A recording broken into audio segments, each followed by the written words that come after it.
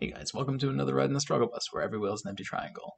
On today's bus ride, we took it back to the double-digit Q range. The last few games I've played have been a little stronger opponents, and I wanted to come back more to the basics. And so I logged on to the bus rides account and played against a double-digit Q player. So today we were playing against a 13K on OGS. And of interesting note, this is his second bus ride. So he is a big fan of the struggle bus at this point in time. He was pretty excited to be part of the video series again. So I thank him for his enthusiasm and happiness to play us. I'm always happy to see that.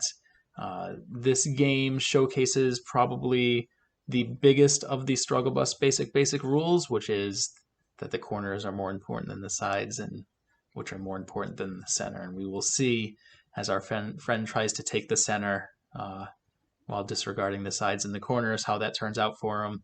Spoiler alert, it turns out pretty poorly because the center is just so hard to hold on to in a game of Go.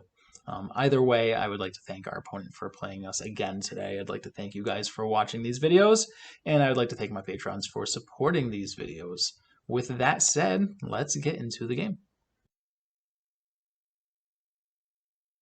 Okay, let's go. We are playing against a 13K on OGS today, and interestingly enough, this is somebody that we have already played once before, so this is our friend's second bus ride, and he's excited to take part yet again. So we'll see how this game goes, and this time he's going to have two videos to take a look at, so that's pretty fun. As per always, we are going to be following our rules that we are all used to at this point in time, where we're going to be focusing on the corners and the sides, then the center, and focusing heavily on the third and fourth line stones early in the game. I like splitting up when they try building these formations, so I'm just going to approach this 4-4 in between his stones, just so he can't get an easy big framework going. We will do our simple variation that we are all used to, and we'll see if he defends at R3 or not. He does, and so we will back off and do the simple variation that we all know and love. And so he's going to approach us. In a lot of my games, I like pincering this stone, but because he's got some strength over here, I think we're just going to settle in the corner. This is the easier variation and probably the one that is most common these days. He hanes, we pull back, he should connect. He can also do a tiger's mouth. And then we're just going to jump out, and this secures the corner for us. And then he can jump out and get a good base on the side, as well as some influence in the center. This is a little close, but it's really not too bad. Normally we would see extending off these two stones, one more space to either of these two, but this is a more secure way to do things, right? You can, when we play one of these two, there's more Aji in here that's kind of eliminated when he plays this move. So this is a fine move. Looking at this board, we have one more corner that hasn't been looked at all in terms of approaches, and so we're going to do something off of this stone. And really doesn't make a difference which way we go. I'm just going to play this way. Black has a strong group on either side, so it didn't really matter too much which way we went with this. And so now he is also extending. I think it would have been better to extend on the other side, right? He already has a stone on the top side. So I think playing on the right side would have been better. To keep things nice and simple, I think we're just going to play something on the bottom side here. This is a bigger area than this right side. So we're going to take a nice wide extension. I'm going to play on K3. Though anywhere on the third line here would have been fine, as long as we don't play too close to this. So he's going to shoulder hit us immediately, which is a fine plan for him. I don't want to make it too easy for him. If we just crawl on the third line, he's going to get some really good influence. He's already got a lot of, not control of this center, but if he gets a lot of fourth line stones here, he's going to be controlling the center pretty well. So I am just going to stand up, keep him separated, but more importantly, we want to challenge. We want to challenge his strength in the center a little bit.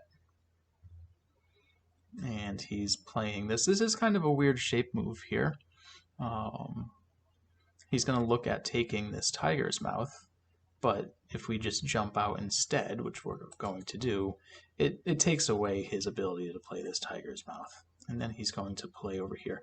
And this is a little small. We don't have to respond to this. He can go and capture this stone, but if he does that, then we can just extend this way. And so he left these two stones behind, which is a little problematic that he didn't strengthen these, because he kind of forced us to get strength and then abandoned those stones. And so later on they will become a target. We're not going to attack them right now, but later in the game we will be able to. For now, I'm going to go approach this corner with this very kind of annoying move to deal with. This is a pretty easy way to invade off of this formation. And so we can just push out this way, and then it's kind of up to our opponent to either give us the outside or give us the corner. When he plays this way, he's looking to give us the corner. And we can keep on pushing, because what's going to happen is if he goes and takes the corner, we get to Hane here, which is pretty big. And if he doesn't, then we'll get to jump and get a little bit larger of a corner. This isn't terrible. I will push one more time, because this Hane would still be big. And now we're just going to go settle in the corner. And now we're nice and alive in the corner. He's got some good strength here. So this is an interesting move. I wonder if this does anything for the strength of our corner. And I don't think it does. We can also play here to connect up. So I think we are fine for now. And we have to look at the potential that he has built here. And he's got a weakness between these two stones. So we can look at jumping in, we can look at just reducing. And in this case, I'm going to jump in. And I'm curious to see if he plays off of this stone, because he's got this nice wall here now. So he should be looking to push us into that wall. He should not be using this wall to just get territory. So playing something like N16 would be looking at just trying to convert this into points. And that's a little short-sighted for using a wall. So let's see. I'm curious to see where he plays. Okay, so he's going to push into the corner. We will defend that. So now I'm still curious where he's going to play. And so unfortunately he played a pretty timid move here and lets us get out way too easily. We can even be, we can even take a real easy Hane here and threaten to connect up or capture this stone. So this was a little off, and so I might as well show you what I mean with that. We're going to Hane on this side, because if he plays here, we're going to be able to Atari and get this stone, which we will do here. And we can connect, and then we can extend either way. I think it's easier to extend this way. Though honestly, looking at this now, this just reinforces his center. So I probably should have just gotten out. In this case, I'm going to also push this way. See if he lets us get the Hane here. That would be pretty big. And so he pushes, and I think we are fine now, because we are able to connect on either side here. But is that true? If he descends to M19, can we play here? And it doesn't actually look it. So you want to know what? We will respond one more time to this.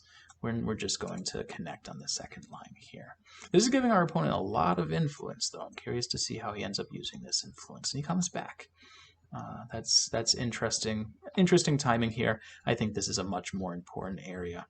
And so we're going to have to do something to make sure that doesn't get too out of control.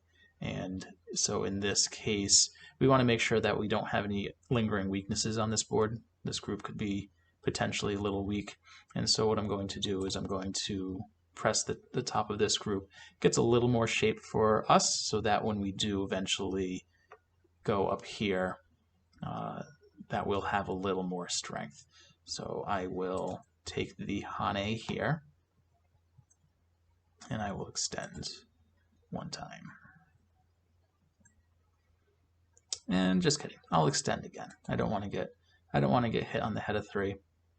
Again, it's important to note that with S11, we're able to connect this stone to this group.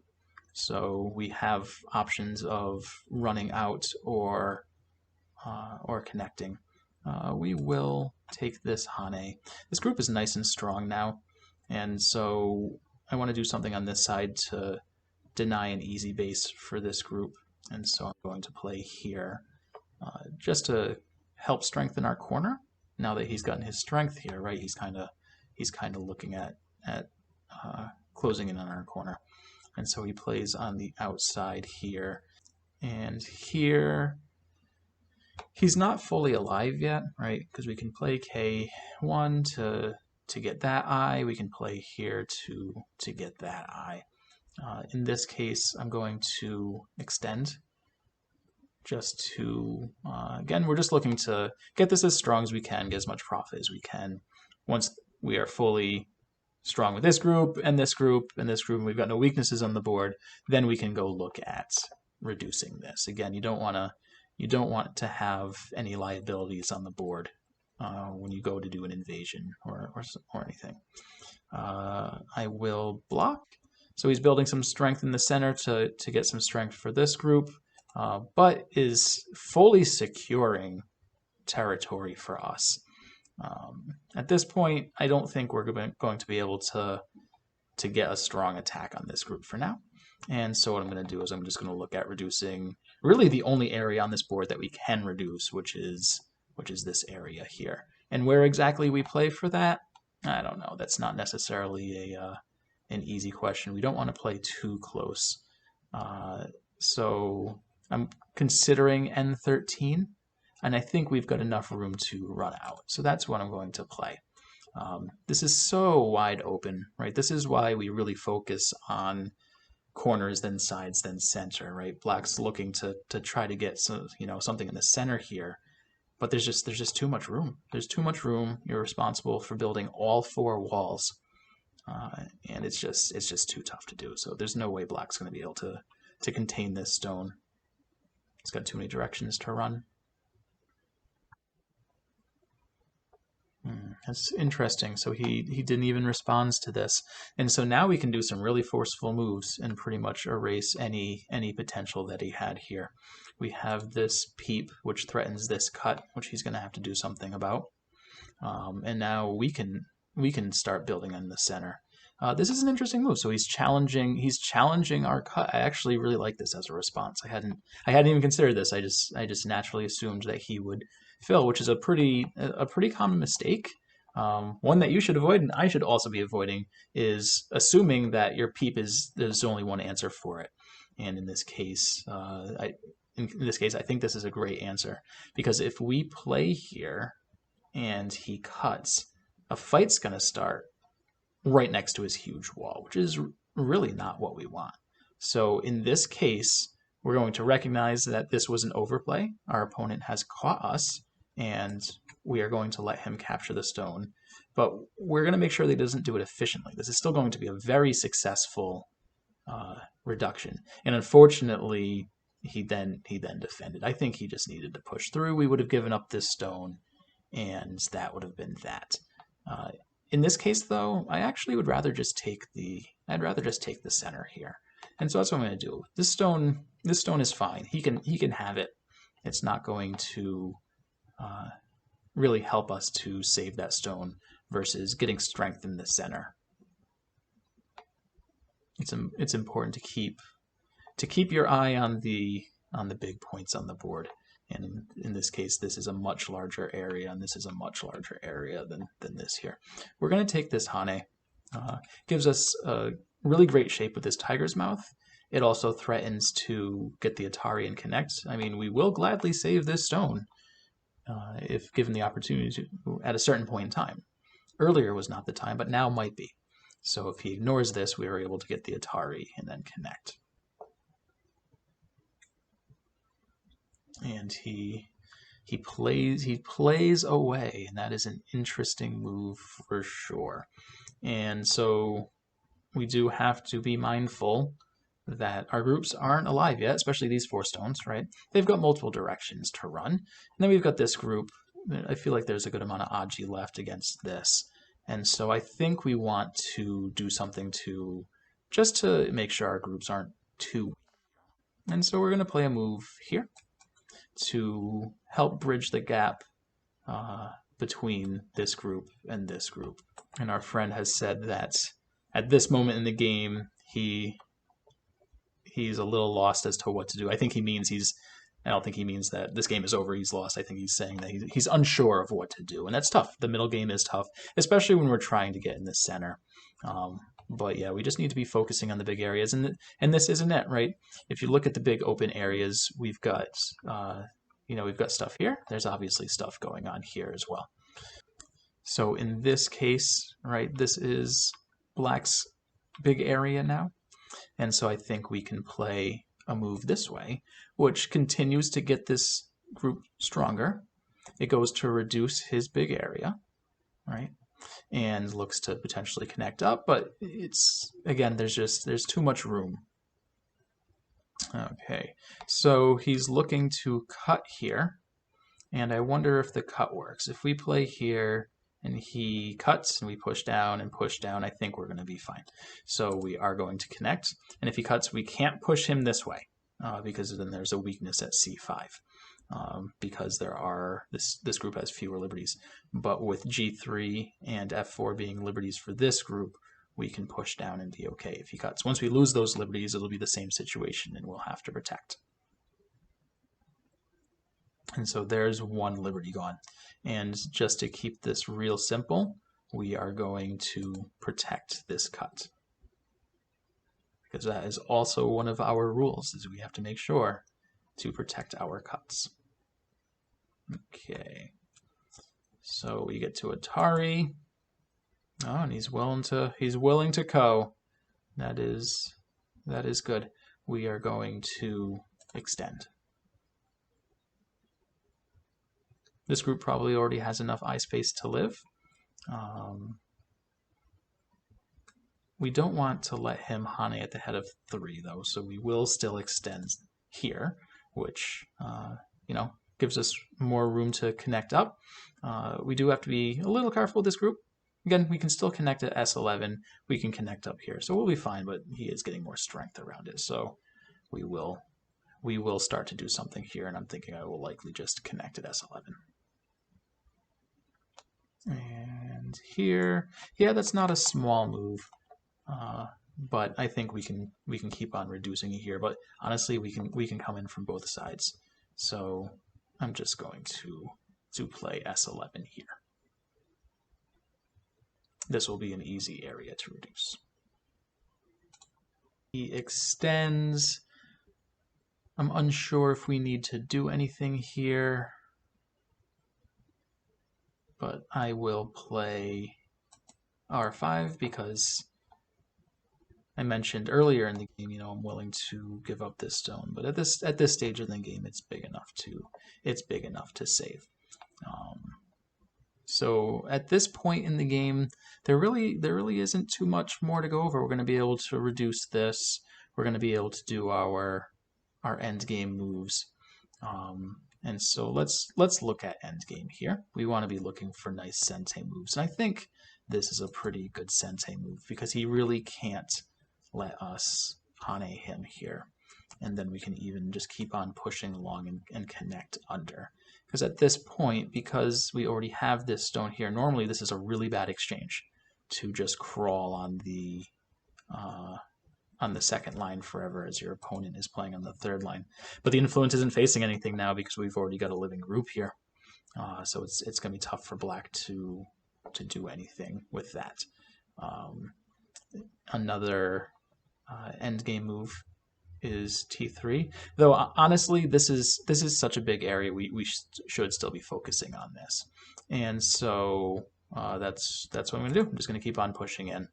And potentially also surround this stone. So this is almost going to start becoming an attack on this stone. So he's going to peep.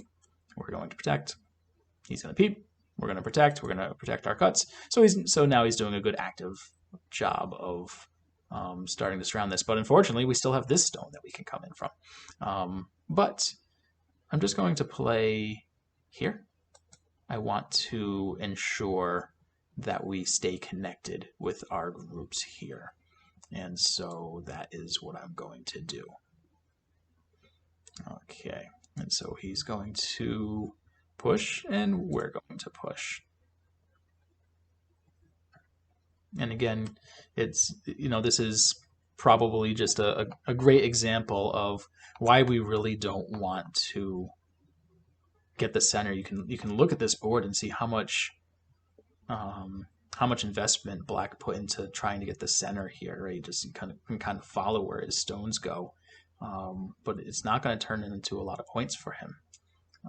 So we're going to block here and get connected. And then if he lets us play L9, then obviously we're fully connected and alive. This looks like a fully living group, and we have other opportunities to get eyes, so we are not going to be in trouble here. We still have this Atari and Connect, which is pretty big, and then we've got just then small end game stuff. So okay, so he is going to take that. That is a fairly large move. Okay, and that's a little small. We've got this, which is sensei, right? This, unfortunately, so the main thing for endgame is we want to find sensei moves that have good follow-ups if they get ignored. This move doesn't have a follow-up if it gets ignored. And here, I will just oblige and block this, but he is going to have to come back and answer this. And when he does, it's going to come in sensei. If he doesn't, we get S2, and we just eat a lot of his points here. And so that's what we're going to do. We played this for a reason. And he didn't answer, and so now we're going to play this. And this, the difference between him playing T3 and now us playing T3, this is going to be about a 7-point difference, which is pretty big. That's a pretty big for endgame. We are going to now push in here, and this is going to eat very, very, very many points. Again, it's just so hard. It's so hard to build in the center and actually convert it into points. And we can kind of see what's happening here with that. So let's just make sure that we don't get disconnected, and we will play here. Not sure what he is building up there. We're just going to block here. Keep this nice and simple. And at this point, this game pretty much is done. It's really just small end game at this point in time. So I am going to forward ahead, and I will meet you guys at the end of this game. Okay, so here we are at the end of the game, and as you can see, it was a pretty big win. And this one just really showcased just how difficult it is to control the center of the board, which is why we really don't want to put a lot of effort into doing that. So let's go into the review and see what our friend could have done a little differently to make this game go better for him. Okay, so here we are in the review, and everything starts off fine. This is a little slow, but it is a fine move.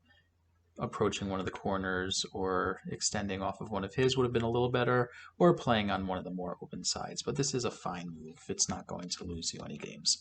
And all of this is fine, as is this. I think this is a good approach to take. And this is also a fine move. I mentioned that he could have looked at one of these two moves, but they have their own weaknesses. This move's a little slower, but these leave a little more Aji behind. So this is not really a mistake. We extend. And then, this is probably like the first, big Fuseki mistake here. This is just, it's in too small of an area. I think approaching this corner, even just something as simple as this, we can look at something like this. This would be a more active way to develop the board than to play where we already have some stones, but also not a huge mistake. I liked this move. I think this is a good response to my move. In this case, I think we do want to keep on going out to the center, though.